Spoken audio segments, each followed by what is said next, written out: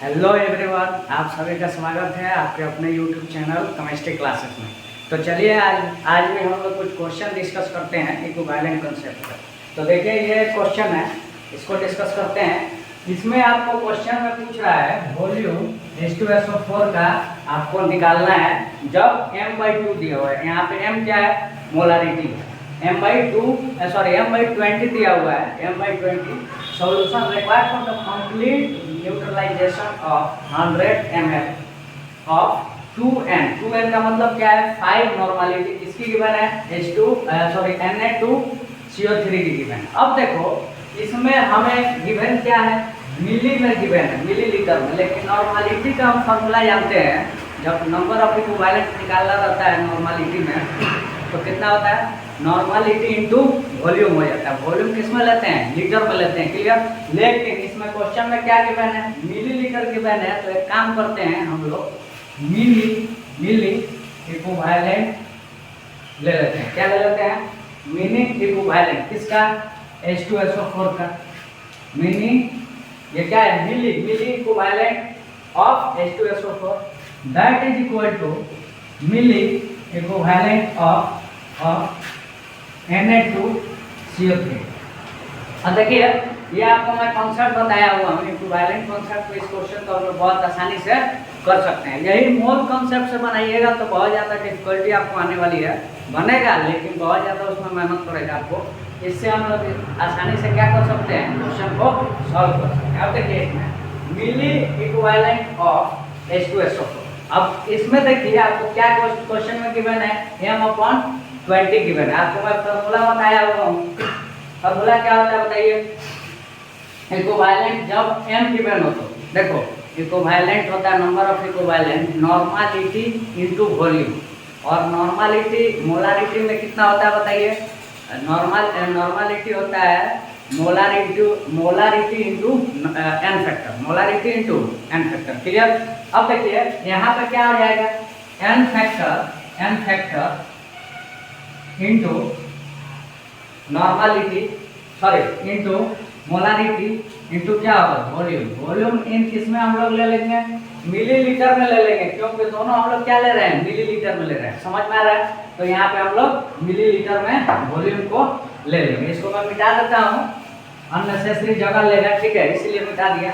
Equal to क्या आ जाएगा बताइए, मिली ऑलरेडी हम लोग ले रहे हैं इक्विवेलेंट ऑफ Na2CO3। इसमें तो आपको गिवन है क्या, नॉर्मलिटी गिवन है। तो क्या कर देंगे, नॉर्मलिटी इंटू, अरे बोलो यार, नॉर्मलिटी इंटू क्या होता है, वॉल्यूम होता है। तो नॉर्मलिटी कितना गिवन है, 5, वॉल्यूम में कितना गिवन है, 100, ठीक है। इसको लीटर में नहीं बदलना है क्योंकि हम लोग दोनों मिलीलीटर में ले चुके हैं, क्लियर। तो आंसर सेम आएगा। आप एक बार लीटर में भी लेकर देखिएगा, लेकिन कैलकुलेशन जो है थोड़ी लेंदी हो जाएगी, यही अंतर है। इसमें हम लोग कैलकुलेशन को आसान करके बना सकते हैं, क्लियर। अब देखिए यहाँ पे n फैक्टर किसका लेना है आपको, H2SO4 का n फैक्टर मैं आपको बताया हुआ हूँ। क्या होता है H2SO4, एसिड होता है। एसिड का हम क्या निकालते हैं, बेसिसिटी।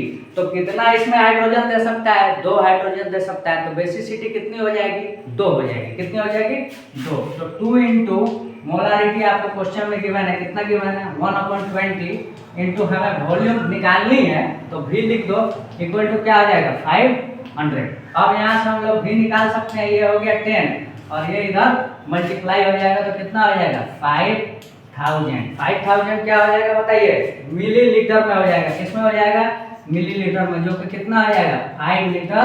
यही आपका क्या हो जाएगा, आंसर हो जाएगा। समझ में आ गया। तो इस टाइप से आपको क्वेश्चन का अप्रोच करना है। तो समझ में आ गया होगा आपको, होप सो। अब चलिए आगे बढ़ते हैं। ये क्वेश्चन बहुत आसान था, लेकिन देखो आसान तो नहीं है, लेकिन मैं इसको आसान बना दिया। कैसे, क्योंकि हम लोग मिली पहले ही ले लिए तो कैलकुलेशन क्या हो गया, आसान हो गया। वो 5000 जो कि 5 लीटर के बराबर होता है। नहीं तो आप चाहते हैं तो इसको पहले लीटर में कन्वर्ट कीजिए, फिर इसको आप लीटर में यही पाइएगा कितना, 5 लीटर, क्लियर। तो चलिए आगे एक और क्वेश्चन डिस्कस करते हैं।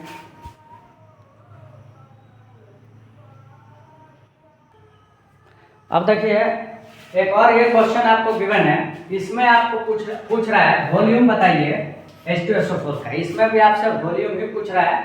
सॉल्यूशन को डिजोल्व करना है 1.24 ग्राम CaCO3 में, ठीक है। और CO3 का आपको इसको क्या बोलते हैं, कॉपर कार्बोनेट। क्या बोलते हैं, कॉपर कार्बोनेट। अब देखो इसमें m क्या है, यहाँ पे मोलर मास है, जो कि क्वेश्चन में आपको ऑलरेडी गिवन होगा। आपको अगर पता है तो और अच्छी बात है, नहीं पता है तो टेंशन नहीं लेना है। क्यों, क्योंकि ऑलरेडी क्वेश्चन में आपको ये चीजें गिवन रहती है। क्लियर। अब देखिए इसको अप्रोच कैसे करना है, इस टाइप के क्वेश्चन को अप्रोच करने का तरीका देखिए। इक्विवेलेंट ऑफ H2SO4 किसके बराबर होगा, बोलो किसके बराबर होगा, जल्दी जल्दी बताओ यार।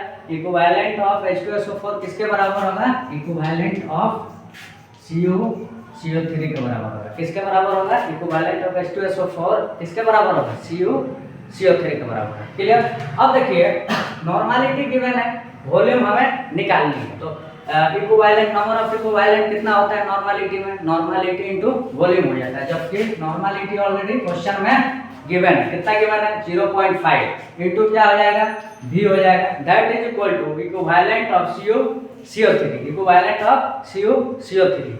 अब इसमें आपको वेट गिवन है, ठीक है। तो क्या हो जाता है इक्विवेलेंट, बताइए जल्दी जल्दी बताओ।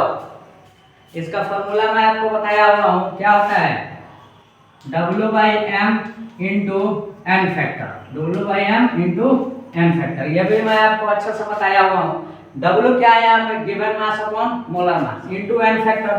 CO3 का आपको n फैक्टर मैं बताया हुआ हूँ, कितना होता है 2 होता है। क्यों 2 होता है, क्योंकि देखो CO3 का क्या होता है -2 होता है। -2 की वजह से यहाँ पे कितना हो जाएगा n फैक्टर 2 हो जाएगा। क्लियर। अब देखिए 0.5 इंटू v हो जाएगा इक्वल टू गिवन मास, कितना गिवन है आप बताइए 1.24। मोलर मास कितना गिवन है 124 इंटू n फैक्टर कितना है बताओ, इसमें n फैक्टर 2 हो जाएगा, कितना हो जाएगा इंटू 2 हो जाएगा। क्लियर। यहाँ तक आपको समझ में आ गया होगा। अब ये वॉल्यूम जो है कितना आ जाएगा, ये हाफ जो है इधर मल्टीप्लाई हो जाएगा, तो 2 इंटू 2 इंटू ये कितना हो जाएगा बताओ 124 डिवाइडेड बाई 100 हो जाएगा, डिवाइडेड बाई कितना हो जाएगा 124। क्लियर। ये 24 से 24 कैंसिल। क्लियर।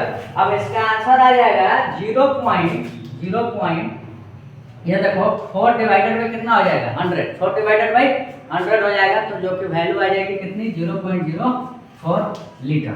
तो आंसर निकल गया किसका, वॉल्यूम आपका निकल गया H2SO4 का कितना 0.04 लीटर। क्लियर। तो कैलकुलेशन बहुत आसान है, आप लोग खुद से कर सकते हो, इतना तो मुझे भरोसा है आप लोगों पे कि आसानी से इसको आप लोग कर जाते हैं। ठीक है। तो चलिए ये दूसरा क्वेश्चन था। तीसरा क्वेश्चन हम लोग बिना किसी टाइम वेस्ट किए बहुत थोड़ा तेजी में पढ़ा रहा हूँ, क्योंकि ऑलरेडी इसके बारे में आपको अच्छे से मैं बताया हूँ। ठीक है। उम्मीद करता हूँ कि आप इसको अच्छे से कर जाइएगा। ठीक है। तो चलिए आगे देखते हैं नेक्स्ट क्वेश्चन।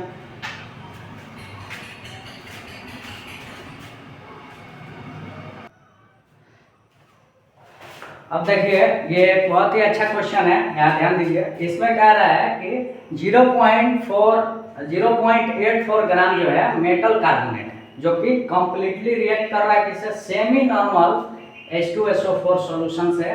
तो इसमें आपको बताना है इक्विवेलेंट वेट ऑफ मेटल, मतलब E ऑफ मेटल बताना है। क्लियर। तो देखिए इसमें भी सेम अप्रोच होता है। क्या सेम अप्रोच, इक्विवेलेंट दोनों की क्या होंगी, नंबर ऑफ इक्विवेलेंट दोनों की सेम होंगी। ठीक है। तो equivalent of metal carbonate, equivalent of metal carbonate that is equal to किसके बराबर है बताइए, इक्विवेलेंट ऑफ H2SO4 के बराबर, इक्विवेलेंट ऑफ H2SO4 के बराबर। ठीक है। यहाँ तक तो आपको समझ में आ गया होगा। अब देखिए इक्विवेलेंट किसी भी मेटल या कोई भी कंपाउंड हो उसका क्या होता है बताइए, इक्विवेलेंट नंबर ऑफ इक्विवेलेंट आपको बताया हूँ, given mass upon equivalent weight, मतलब W/E होता है, जो कि W आपको क्वेश्चन में गिवन है, कितना गिवन है 0.84 डिवाइडेड बाई E लिख लीजिए। E मतलब क्या, equivalent weight of metal carbonate. ठीक है। इक्वल टू क्या हो जाएगा, equivalent of H2SO4। Normality given है आपको कितना, सेमी नॉर्मल है। सेमी नॉर्मल का क्या मतलब होता है बोलिए, सेमी नॉर्मल का मतलब होता है आधा नॉर्मलिटी हो, मतलब हाफ नॉर्मलिटी। सेमी मतलब हाफ। अब वही क्वार्टर लिखा रहता है, उसका क्या मतलब होता है 1/4 होता है। क्लियर। तो यहाँ पे क्या हो जाएगा हाफ, हाफ का मतलब क्या है 0.5, हाफ का मतलब 0.5 क्लियर। इंटू नॉर्मलिटी इंटू क्या होता है वॉल्यूम होता है। यहाँ पे वॉल्यूम किसमें गिवन है मिलीलीटर में गिवन है, लेकिन इसमें वॉल्यूम किसमें रहती है लीटर में रहती है क्लियर। तो इसको हम लोग क्या कर देंगे लीटर में ला देंगे, कब 10⁻³ से मल्टीप्लाई करके इसको हम लोग क्या ला सकते हैं लीटर में, इसको हम ला सकते हैं। अब देखिए यहाँ से ई हम लोग निकाल सकते हैं, ई इक्वल टू कितना हो जाएगा बताइए, ई इक्वल टू कैलकुलेशन करो, ये आ जाएगा डिवीजन में और ये इधर चला जाएगा ई। तो सिंपली ये हो जाएगा आपका 0.84 divided by 0.5 into 40 into 10⁻⁻⁻, clear. ठीक है, यहाँ तक आपको समझ में आ गया होगा। अब देखो जब आप कैलकुलेशन करोगे तो इसकी वैल्यू आ जाएगी 400, इसकी वैल्यू आ जाएगी 84 divided by 2 that means 42, 84 divided by 2 that means 42, कितना आ जाएगा 42। आप निकाल लिए किसका इक्विवेलेंट निकाल लिए बताइए, ई ऑफ मेटल कार्बोनेट का निकाल लिए, ई ऑफ मेटल कार्बोनेट का निकाल लिए कितना 42। और मैं आपको फार्मूला बताया था एक, अगर याद कीजिए जब मेटल गिवन हो तो मैं आपको फार्मूला बताया था कि ये दोनों को जोड़ के क्या हो जाता है इक्विवेलेंट निकाल सकते हैं, that means equivalent of metal plus equivalent of carbonate. ये आपको मैं बताया हुआ था जब हम लोग थ्योरी पढ़ रहे थे, बहुत अच्छे से सिखाया हूँ, एक बार जाके देखिए मेटल कार्बोनेट का हम लोग कैसे इक्विवेलेंट वेट निकाल सकते हैं, ये बहुत अच्छे से मैं आपको बताया हूँ। तो 42 इक्वल टू क्या आ जाएगा EM plus ECO3 minus 2, clear. यहाँ तक समझ में आपको आ गया होगा। EM हम लोग को निकालना है और ये कार्बोनेट का कितना हो जाएगा बताइए इक्विवेलेंट वेट, कार्बोनेट का कितना इक्विवेलेंट वेट हो जाएगा बताओ जल्दी, क्या होता है m/n फैक्टर, क्या होता है m/n फैक्टर। अब देखो EM प्लस m/n फैक्टर कितना हो जाएगा बताओ, कार्बन का होता है 12 मोलर मास, यार इसका क्या निकालना है मोलर मास डिवाइडेड बाई 2 से डिवाइड कर दो क्योंकि -2 है, तो कितना हो जाएगा 60 हो जाएगा। कैसे 12 आप प्लस 16 इंटू 3 कितना हो जाएगा 48, आप प्लस 12 कितना हो जाएगा 60, 60/2 कितना हो जाएगा बोलो 30, कितना हो जाएगा यहाँ पे 30। यहाँ तक तो समझ में आ गया होगा। अब देखो हम लोग को EM निकालना है जो कि इस क्वेश्चन में कितना गिवन है 42 गिवन है, तो EM इक्वल टू क्या आ जाएगा बताइए 42 माइनस 30 कितना हो जाएगा 12 आंसर हो जाएगा, कितना हो जाएगा 12 आंसर इसका हो जाएगा इक्विवेलेंट वेट ऑफ मेटल का इक्विवेलेंट वेट कितना आ जाएगा 12। तो चलिए ये तीसरा क्वेश्चन हम लोग डिस्कस कर लिए, 2-3 क्वेश्चन और डिस्कस करते हैं बिना कोई टाइम वेस्ट किए। तो देखिए ये भी एक बहुत ही ज़बरदस्त क्वेश्चन है, आप देख सकते हैं इसमें आपको अमाउंट ऑफ सैंपल निकालना है। ये क्वेश्चन हम लोग एग्जैक्टली शायद देखे हुए हैं मोल कॉन्सेप्ट से, जैसे आप लोग बनाए थे, इसी क्वेश्चन को हम लोग देखते हैं इक्विवेलेंट कॉन्सेप्ट से कैसे बना सकते हैं। ठीक है, तो इसमें देखो equivalent of H2SO4 equal to क्या हो जाएगा equivalent of CaCO3 equivalent of calcium carbonate. ठीक है, अब देखिए इसमें क्या क्वेश्चन में गिवन है आपको अमाउंट ऑफ सैंपल पूछ रहा है, 70% purity required to react completely इतना ग्राम ऑफ CaCO3। तो इसमें गिवन क्या है क्वेश्चन में बताओ। सबसे पहले तो हम लोग को इसका क्या निकालना पड़ेगा मास निकालना पड़ेगा, गिवन मास। ठीक है, मास निकालिए कैसे, अब देखिए यहाँ पे कैसे निकालोगे, बेसिस CT मल्टीप्लाई करोगे कितना है 2, ठीक है, उसके बाद W क्या हो जाएगा W/m हो जाएगा, इसका m कितना होगा बताओ 98 होगा, कितना होगा 98 हो जाएगा, कितना हो जाएगा 98। कैसे हाइड्रोजन का 2 हो जाएगा क्योंकि हाइड्रोजन 2 है, सल्फर 32 और कार्बन के ऑक्सीजन का कितना होता है 16 इंटू 4 64, ठीक है, प्लस 32 64 96 हो गया, प्लस 2 98 हो गया, क्लियर। अब देखिए इक्विवेलेंट आपको निकालना है CaCO3 का, तो इसका भी मैं बताया हूँ n फैक्टर को मल्टीप्लाई कर दो, n फैक्टर इसका कितना होता है 2 होता है, क्यों क्योंकि कार्बोनेट है तो -2 इस पे चार्ज होता है। ठीक है, 2 इंटू W क्या हो जाएगा m हो जाएगा, W आपको गिवन है कितना 50, मतलब गिवन मास है 50 और इसका मोलर मास होता है कितना 100। ठीक है, मोलर मास कितना होता है 100। क्वेश्चन में आपको गिवन दे सकता है यहाँ पे मोलर मास CaCO3 का कितना होता है 100। अब मोलर मास क्या देगा H2SO4 का कितना होता है 98। एग्जैक्टली ये क्वेश्चन में गिवन नहीं रहता है, मास दे देता है किसका एटॉमिक मास कैल्शियम का देगा, कार्बन का देगा, ऑक्सीजन का देगा। इस टाइप से आपको क्वेश्चन में गिवन रह सकता है, ठीक है। अगर ऐसे दे देगा तो और अच्छी बात है। क्लियर। अब यहाँ से मास निकाल लीजिए, यहाँ से मास हम लोग आसानी से निकाल सकते हैं। 50 से 50 कैंसिल, कितना हो गया 1 हो गया। कितना हो गया बताओ 1 हो गया। और यहाँ देखो ये कितना हो जाएगा 49। तो वेट कितना हो गया बताओ, गिवन वेट या क्या हो गया निकाल लिए हम लोग कितना 49 ग्राम। अब बताइए मैं आपको फॉर्मूला बताया हुआ हूँ प्योरिटी का, परसेंटेज ऑफ प्योरिटी का फॉर्मूला बताया हूँ। परसेंटेज ऑफ प्योरिटी का ऑलरेडी हम लोग फॉर्मूला डिस्कस किया। परसेंटेज प्योरिटी का फॉर्मूला क्या होता है बताइए। फॉर्मूला होता है given mass divided by mass given divided by sample का मास। सैंपल का मास इनटू क्या बताए थे 100, इनटू क्या बताए थे 100। ये फॉर्मूला मैं बताया हुआ हूँ, अगर आपको नहीं आता है तो मेरे सेपरेट इसकी वीडियो है, आप देख सकते हैं। और बहुत सारे क्वेश्चन भी इसमें हम डिस्कस किए हुए हैं, बहुत अच्छे आपको बहुत क्लियरिटी आएगी। ये मेरे तरफ से एश्योर रही है, ठीक है। अब देखो परसेंटेज आपको क्वेश्चन में गिवन है कितना 70।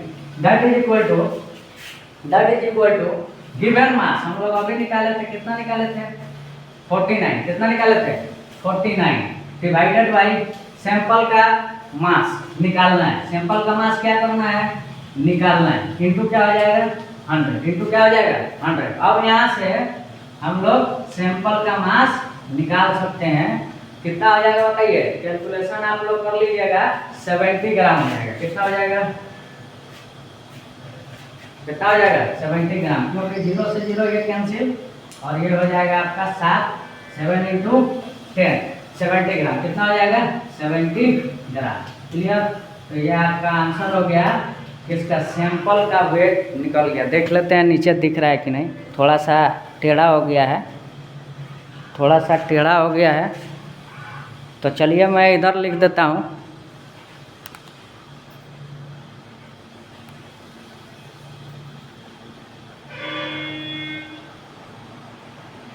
क्लियर। थोड़ा सा टेढ़ा हो गया है, कोई दिक्कत नहीं है, अब तो आपको दिख गया होगा, ठीक है। तो यहाँ तक आपको समझ में आ गया होगा। क्लियर।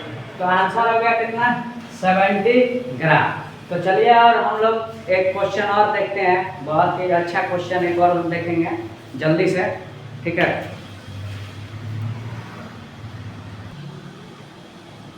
अब देखिए ये क्वेश्चन देखिए, इसमें पूछ रहा है आपसे 0.126 ग्राम एसिड गिवन है, ठीक है। Required 20 ml of 0.1 normality NaOH for complete neutralization. यहाँ कंपाउंड नहीं होगा, कंप्लीट होगा। यहाँ क्या होगा कंप्लीट न्यूट्रलाइजेशन। कंप्लीट न्यूट्रलाइजेशन इसमें आपसे पूछ रहा है इक्विवेलेंट वेट किसका बताइए, एसिड का बताइए, ठीक है। ये एक ही टाइप का क्वेश्चन आ गया है। अब इसमें सॉल्यूशन में देखो सेम होगा, क्या होगा equivalent number of equivalent of acid equal to क्या आ जाएगा बताइए, number of equivalent of acid equal to equivalent of क्या हो जाएगा बताओ, अरे बताओ यार क्या होगा NaOH। दोनों का इक्विवेलेंट क्या होंगे सेम होंगे। अब देखिए एसिड का इक्विवेलेंट का फॉर्मूला क्या होता है। इक्विवेलेंट का फॉर्मूला मैं आपको बताया हुआ हूँ। नंबर ऑफ इक्विवेलेंट को ही हम डायरेक्टली क्या लिखे थे इक्विवेलेंट लिखे थे, ताकि बार बार नंबर ऑफ इक्विवेलेंट नहीं लिखना पड़े। इक्विवेलेंट लिख दोगे उसका मतलब वही है, ठीक है। क्या हो जाता है W/E।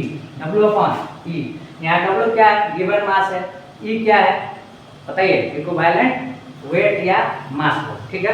अब देखो W की जगह पे आपको क्वेश्चन में गिवन है, कितना गिवन है बताइए 0.126 that is equal to equivalent of NaOH। क्या हो जाएगा बताइए, इसमें आपको क्वेश्चन में गिवन है 20 ml और नॉर्मलिटी गिवन है। तो नॉर्मलिटी इनटू वॉल्यूम क्या हो जाता है नंबर ऑफ इक्विवेलेंट हो जाता है। तो क्या हो जाएगा नॉर्मलिटी 0.1 गिवन है इनटू वॉल्यूम। वॉल्यूम कभी भी किस में लेना है लीटर में लेना है, ठीक है। तो 20 इंटू 10⁻⁴ कितना आ जाएगा -3 हो जाएगा, जो कि किसमें आ जाएगा लीटर में आ जाएगा। क्लियर। अब देखिए यहाँ पे ई हम लोग निकाल सकते हैं कैसे, 0.126 डिवाइडेड बाई 0.1 इंटू 20 इंटू 10⁻⁴ क्या हो जाएगा -3 हो जाएगा।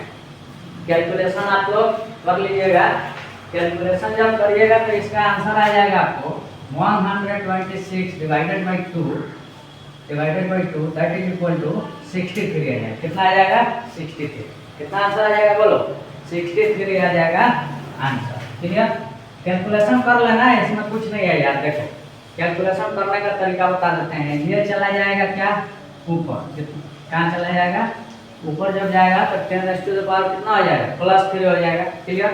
जब इसको हम लोग डिवाइड करेंगे तो कितना हो जाएगा 1000 डिवाइड हो जाएगा। कितना डिवाइड हो जाएगा 1000। यहाँ से 0 से 0 ये कैंसिल, इंटू क्या होगा 2 होगा। ठीक है, इंटू क्या होगा 10⁻⁴ हो जाएगा, ये कैंसिल। अब कितना बच गया ये 63 हो गया। ठीक है।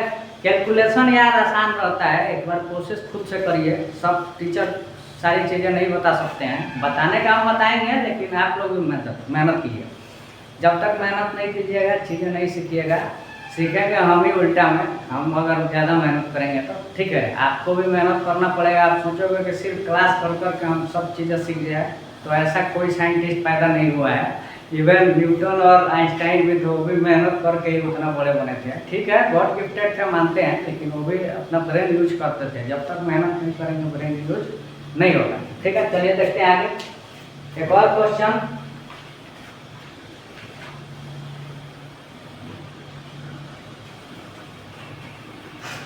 चलिए एक दो क्वेश्चन और अच्छे देख लेते हैं। बहुत ही बढ़िया क्वेश्चन आपके लिए लाए हैं। ये क्वेश्चन है, देखो इससे मोल कॉन्सेप्ट से बना सकते हो आप आसानी से। मैं मोल कॉन्सेप्ट से बता देता हूँ, इक्विवेलेंट कॉन्सेप्ट से आप बताइए। ठीक है, देखिए मोल कॉन्सेप्ट से कैसे बनाना है। सबसे पहले मोल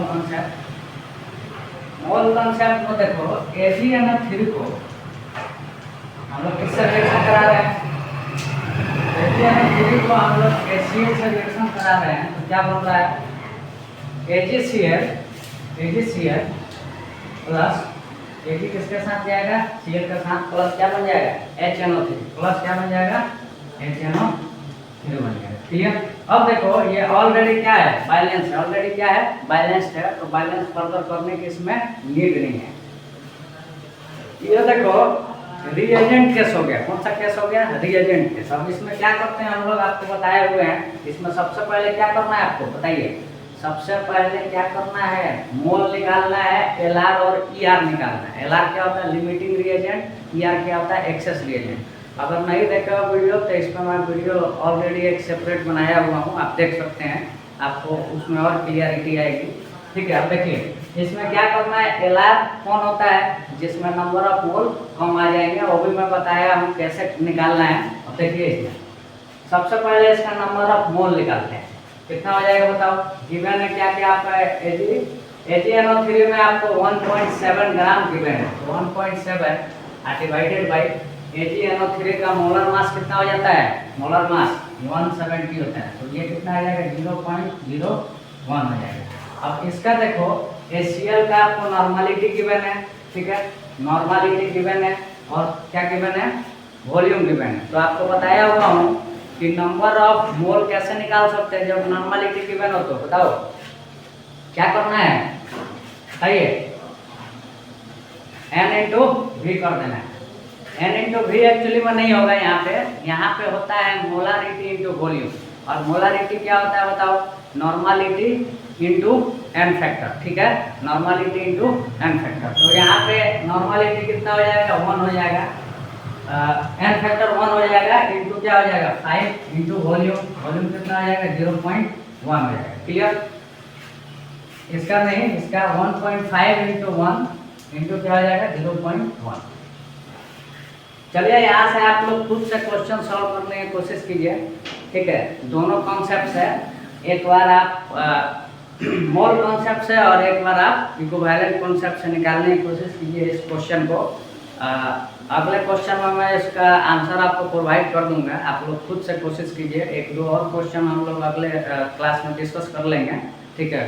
बाकी जो थोड़ा बहुत बचा है उसको भी डिस्कस कर लेंगे, मूल कॉन्सेप्ट खत्म हो जाएगा, लास्ट क्लास एक और होगी उसके बाद खत्म। मैं लगभग ऑल जितनी भी चीज़ें हैं कवर कर चुका हूँ, ठीक है।